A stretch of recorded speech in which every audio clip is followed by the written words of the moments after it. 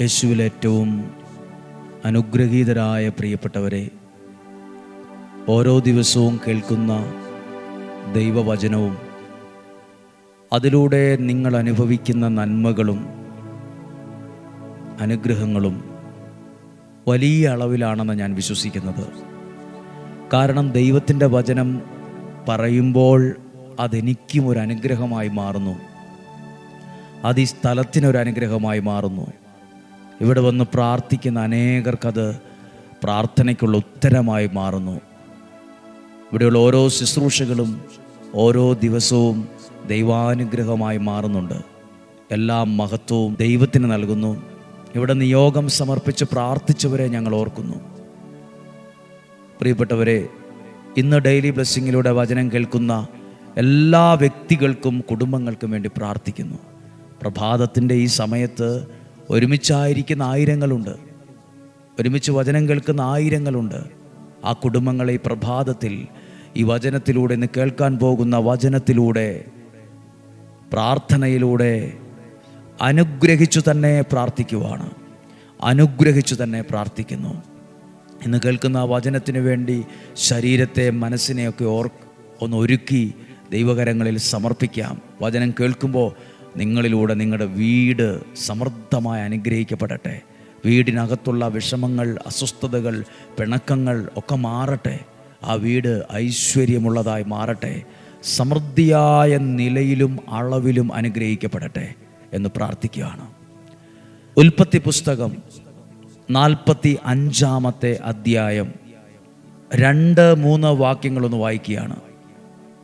ജോസഫിൻ്റെ മേൽ വെളിപ്പെട്ട ഒരു അനുഗ്രഹത്തെക്കുറിച്ചാണ്. 45 അധ്യായം 2 വാക്യം: ഈജിപ്തുകാരും ഫറവോയുടെ വീട്ടുകാരും അത് കേട്ടു. ജോസഫ് സഹോദരന്മാരോട് പറഞ്ഞു, ഞാൻ ജോസഫാണ്. എൻ്റെ പിതാവ് ഇപ്പോഴും ജീവിച്ചിരിക്കുന്നുവോ? അവരാകെ സ്തംഭിച്ചുപോയി. അവർക്ക് സംസാരിക്കാൻ കഴിഞ്ഞില്ല. ആരാണ് സ്തംഭിച്ചു പോയെന്നറിയാമോ? തള്ളിക്കളഞ്ഞവരാണ്.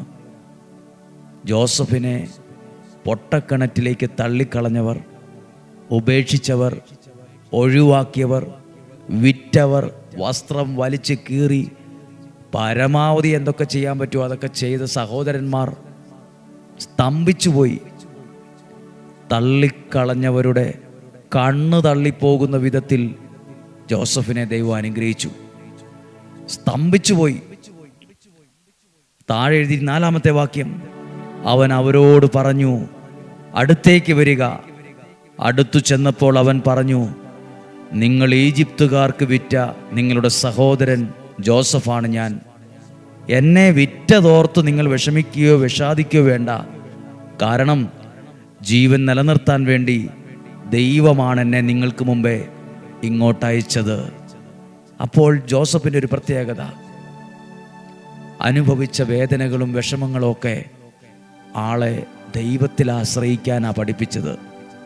നിങ്ങൾ അനുഭവിച്ച വേദനകൾ, ഒറ്റപ്പെടുത്തലുകൾ, അകറ്റി നിർത്തലുകൾ, പരാജയങ്ങൾ നിങ്ങളെ ദൈവത്തിൽ ആശ്രയിക്കാനാണോ പഠിപ്പിച്ചത്?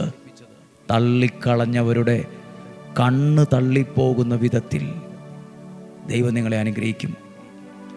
തള്ളിക്കളഞ്ഞ ഒരുപാട് പേരുണ്ട്. നിനക്കൊരു കഴിവുമില്ല, നിനക്കൊരു ബുദ്ധിയില്ല, നിനക്കൊരു കഴകത്തില്ല, നിന്നെ ഒന്നിനും കൊള്ളത്തില്ല, നിന്നെയൊക്കെ എങ്ങനെ മുന്നോട്ട് എന്നാ ഓർത്ത് എങ്ങനെ ജീവിക്കുന്നീ? തള്ളിക്കളയുന്ന വാക്കുകൾ, ഉപേക്ഷിച്ചവർ, ഇതൊക്കെ കേൾക്കുമ്പം അവരോട് സമരം ചെയ്യാതെ, യുദ്ധം ചെയ്യാതെ, ആ സങ്കടങ്ങളൊക്കെ നിന്നെ എത്തിച്ചത് ദൈവത്തിലേക്കാണോ? ദൈവത്തിൽ ആശ്രയിക്കാനാണോ പഠിപ്പിച്ചത്? നിന്നെ ഉപേക്ഷിച്ചവരുടെ കണ്ണ് തള്ളിപ്പോവും. സ്തംഭിച്ചു പോയെന്ന് എഴുതിയിരിക്കുന്നേ. അവർക്ക് പിന്നെ ഒന്നും സംസാരിക്കാൻ കഴിഞ്ഞില്ല. വാ ഒട്ടിച്ചു വച്ചോലായിപ്പോയി, ചുണ്ട് ഒട്ടിച്ചു വച്ചോലായിപ്പോയി.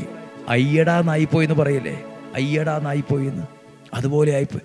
സ്വപ്നത്തിൽ പോലും അവർ വിചാരിച്ചില്ല ജോസഫ് ഇങ്ങനെ കയറി വരും. നമ്മൾ തള്ളിക്കളഞ്ഞവരെ ചിലപ്പോൾ നാളുകളിൽ അവരുടെ മുമ്പിൽ തള്ളിക്കളഞ്ഞ അതിന് മുന്നിൽ നിന്നവർ നിൽക്കേണ്ടി വരും. പ്രിയപ്പെട്ടവരെ, എനിക്കൊരു അനുഭവം പറയാനുണ്ട്. ഒരു വീട്ടിലെ 3 മക്കളിൽ ഒരാൾ അപ്പൻ എപ്പോഴും പറയും, നിന്നെ ഒന്നിനും കൊള്ളത്തില്ല, മറ്റു 2 പിള്ളേരും എടുക്കരാ, നീ എങ്ങനെ ഇങ്ങനെ ജനിച്ചു, നിനക്കൊരു കഴകത്തില്ല. ഈ കഴകത്തില്ല എന്ന് പറഞ്ഞ് അവൻ്റെ മനസ്സിൽ ഭയങ്കര ദുഃഖമാണ്. ഇങ്ങനെ കേട്ട് കേട്ട് കേട്ട് മനസ്സ് മുറിഞ്ഞ ഒരാളാണ്. അപ്പോൾ അവനെ ഒറ്റയ്ക്ക് എവിടെയെങ്കിലുമൊക്കെ മാറിയിരുന്ന് കരയും. പക്ഷെ അവന് മാത്രമാണ് നല്ലൊരു ജോലി കിട്ടിയത്. ഇപ്പോൾ 2 സഹോദരന്മാർക്കും ഇവൻ്റെ അത്രയും ജോലിയോ സാലറിയോ ഒന്നുമില്ല. ഇപ്പോൾ ആ വീടിൻ്റെ മെയിൻ ആളാണ്.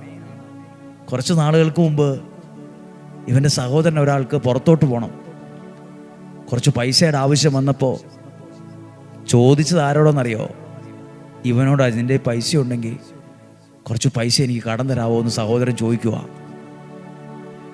അതായത് ആ മനുഷ്യൻ ജീവിതത്തിൽ പറഞ്ഞൊരു കാര്യമുണ്ട്, എൻ്റെ അപ്പം പോലും എന്നെ കഴകത്തില്ലാത്തവൻ, ആ മണ്ടന, ഇവനെ കൊണ്ട് ഒരു ഗുണമില്ല, ഇവനെ കൊണ്ട് എങ്ങനെ പെണ്ണ് കെട്ടിക്കാനാ എന്ന് ചിന്തിച്ച് പറഞ്ഞ വാക്കുകൾ എൻ്റെ മനസ്സിലുണ്ട്.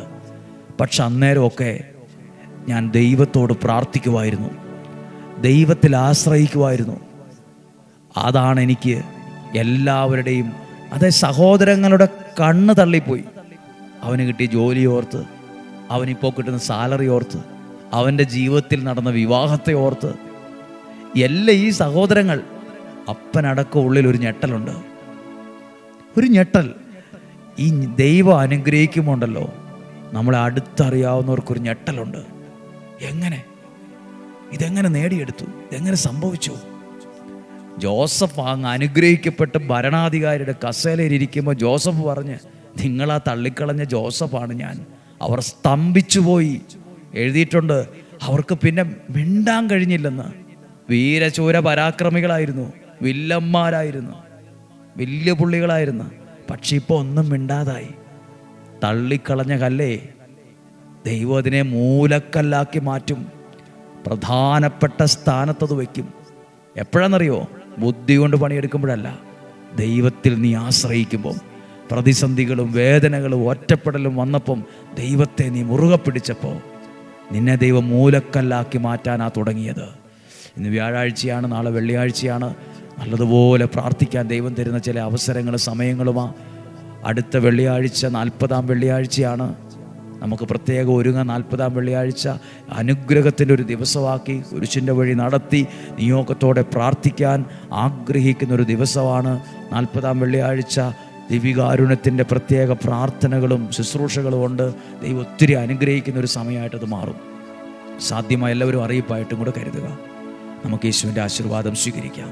നമ്മുടെ കർത്താവ് ഈശോ മിശിഹായുടെ കൃപയും പിതാവായ ദൈവത്തിൻ്റെ സ്നേഹവും പരിശുദ്ധാത്മാവിൻ്റെ സഹവാസവും നിങ്ങളോടുകൂടെ ഉണ്ടായിരിക്കട്ടെ, നിങ്ങളുടെ കുടുംബത്തിലുണ്ടായിരിക്കട്ടെ. ജീവിതയാത്രയിൽ, കുടുംബത്തിൽ, തലമുറകളിലെല്ലാം ഉണ്ടാകട്ടെ.